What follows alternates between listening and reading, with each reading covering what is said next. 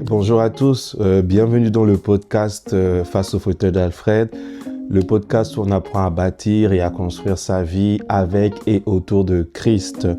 Je suis très content de vous avoir avec moi pour cet épisode et encore une fois de plus, je vous remercie et je vous dis merci pour tous ceux et celles qui partagent, republient le podcast, les vidéos, que ce soit sur TikTok, Instagram ou encore sur WhatsApp. Que Dieu vous bénisse. Alors, je vous donne rendez-vous tout de suite pour le dernier épisode de notre série Héritier ou esclave. C'est tout de suite l'épisode numéro 4.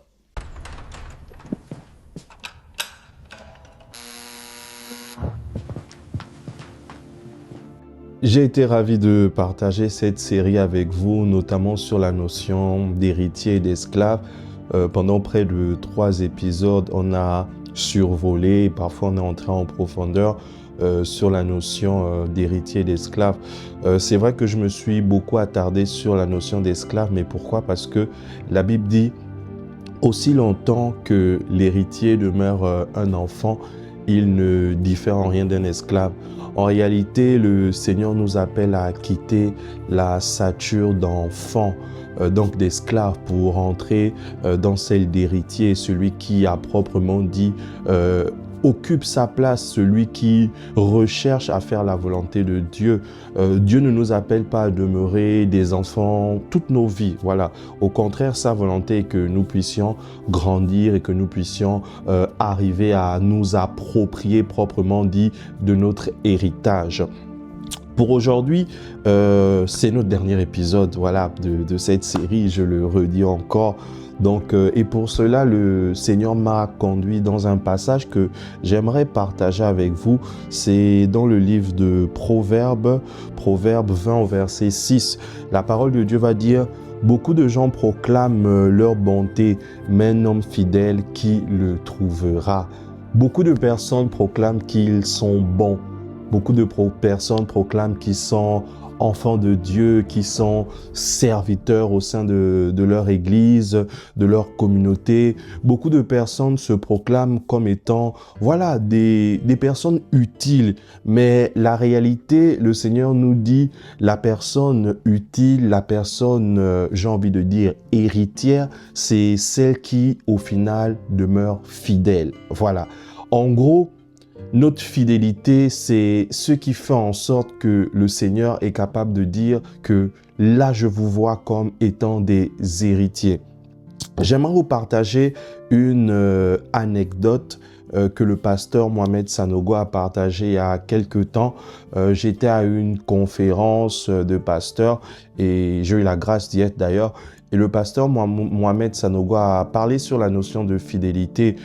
Pour ceux et celles qui sont de l'église Impact Centre Chrétien, notre pasteur, l'apôtre, en a encore beaucoup parlé récemment lors de la rencontre avec les ouvriers. Mais l'apôtre Mohamed Sanogo pouvait dire que, en gros, la fidélité, elle se mesure dans la capacité à résister à la tentation. Grosso modo, qu'est-ce qu'il essaye de dire? C'est si tu n'as jamais été tenté, tu ne peux pas dire que tu es fidèle. Il a pris l'exemple d'un homme et une femme.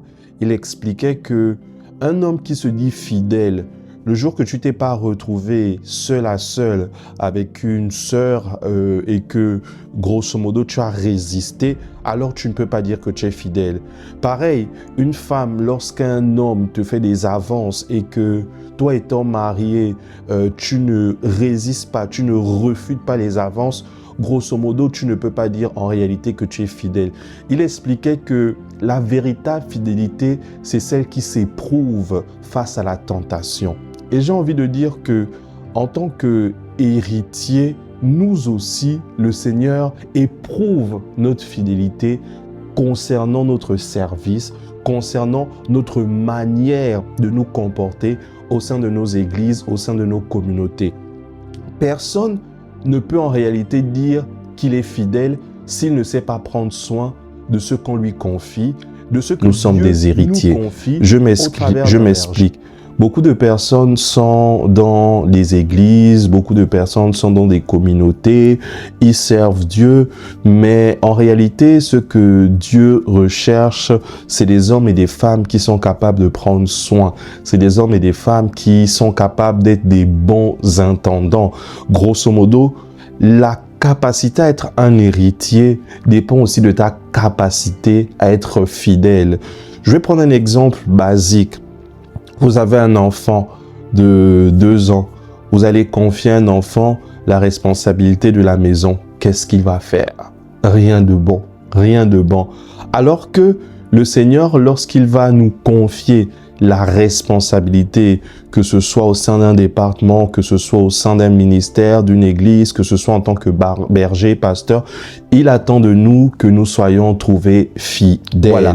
Tant que tu n'as pas été éprouvé par une situation, il est difficile de dire que tu es fidèle et que surtout tu es un héritier. Je vous donne un exemple.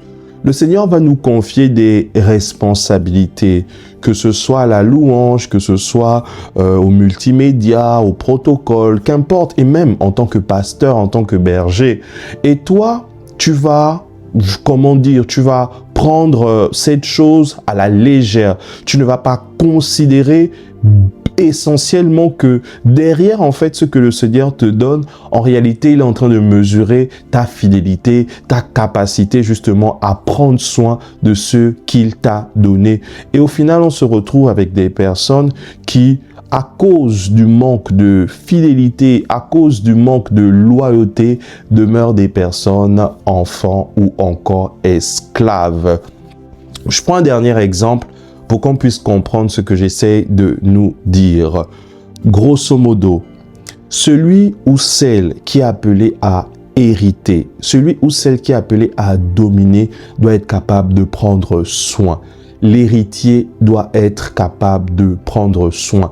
Si tu ne sais pas prendre soin à ce qui est à autrui, il te sera difficile de prendre soin de ce que Dieu te donnera et donc d'hériter. Si tu ne sais pas prendre soin de ce qui ne t'appartient pas, il te sera difficile à toi de recevoir de la part de Dieu. Tant que l'héritier ne demeure pas fidèle à autrui, tant que l'héritier ne prend pas la priorité, encore comment dire, ne prend pas la nécessité, ne mesure pas la nécessité de prendre soin de ce qui n'est pas à lui, alors il demeure un esclave. Tout simplement. Pourquoi? Parce que Dieu cherche des hommes et des femmes fidèles. On a pour habitude de penser et de croire que parce que ce n'est pas pour nous, alors j'ai pas de responsabilité. Ce n'est pas ma maison, alors pourquoi dois-je prendre soin? Pourquoi dois-je balayer? Pourquoi dois-je ranger la vaisselle? D'ailleurs, je ne suis qu'un locataire. D'ailleurs, je ne suis que de passage. C'est pas à moi. Il y a des personnes qui sont chargées de faire ça. Et on ne réalise pas souvent que cette attitude, cette mentalité est tout simplement en train de nous rendre infidèles et donc esclaves. J'aimerais beaucoup nous encourager. Apprenons à prendre soin de ce qui n'est pas à nous. Tu sers au sein d'un département. Tu n'es peut-être pas le responsable, le référent, mais prends soin, prends soin. Prends soin non seulement des âmes, prends soin de ton pasteur en préservant son cœur. Prends soin des frères et sœurs qui sont autour de toi en préservant leur cœur. Prends soin de ce que Dieu te donne. Et en réalité, lorsque tu prends soin, Dieu est en train de dire de toi et de moi que nous sommes des hommes fidèles et donc des héritiers. L'enfant ou encore l'esclave ne sait pas prendre soin de ce qu'on lui confie. Tu vas donner à un enfant un billet de 10 €, il ne saura pas, il ne connaît pas la valeur de 10 €. Il ne mesure pas l'importance de ce qu'il a. Mais tandis que l'héritier, lui, tu vas lui donner 10 €, 100 €, il saura faire, il saura fructifier et il connaît la valeur de ce billet. Alors je nous invite et je nous prie à tous et à toutes rentrer dans la dimension d'héritier et surtout d'homme fidèle. C'était votre frère Alfred pour cette série et je vous dis merci. J'espère que vous avez été bénis, encouragés, fortifiés. On se retrouve très bientôt pour une nouvelle série. Que Dieu vous bénisse et je vous dis au revoir.